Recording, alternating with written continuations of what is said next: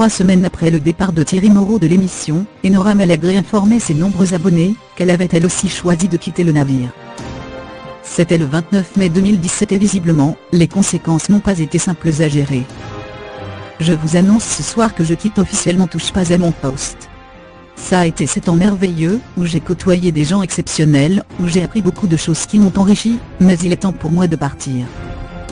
Sa relation avec Cyril Hanouna, qui n'était plus au beau fixe, et la polémique quant au sketch homophobe, auront eu raison de la patience de la jeune femme. Si tout semble s'être arrangé depuis, Enora Malagré et son ancien patron ne se sont plus parlé durant tout l'été 2017. Elle explique à Gérant Star. C'était la guerre.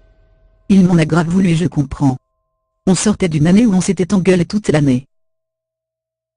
Le conflit et la fin de son exposition médiatique n'ont pas aidé la belle blonde à assumer le retour à la réalité. Les 4 premiers mois, j'étais un peu en dépression.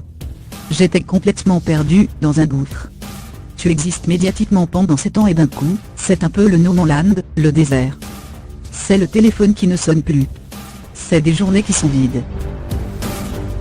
Cet isolement forcé, bien qu'elle l'ait choisi, lui a néanmoins fait prendre conscience de qui étaient ses vrais amis. Je suis parti avant la fin de la saison, donc qu'est-ce que tu fais de tes journées? À part bouffer et dormir, pas grand chose, c'est là que tu vois qui est là et qui n'est pas là. Il y a des gens avec qui j'ai passé 8 ans de ma vie, quotidiennement. Certains d'entre eux auraient disparu du jour au lendemain, selon l'ancienne chroniqueuse, un truc de fou. Elle reconnaît cependant qu'elle n'avait jamais eu tellement d'illusions sur ce merveilleux monde qu'est la télévision. L'après touche pas à mon poste, on causait bien des tracas à la jeune femme. L'arrêt soudain de son exposition médiatique l'a fait se remettre en question, et les conseils d'un psychologue lui ont été nécessaires. Après le soulagement vient le doute, l'isolement et la tristesse. Et surtout, comme on est un peu accro à l'antenne, tu te dis, est-ce que j'existe sans l'antenne? Qui je suis, moi, Enora Malagré? J'ai été voir mon psy, que je voyais déjà régulièrement. Là, je le voyais une peu plus.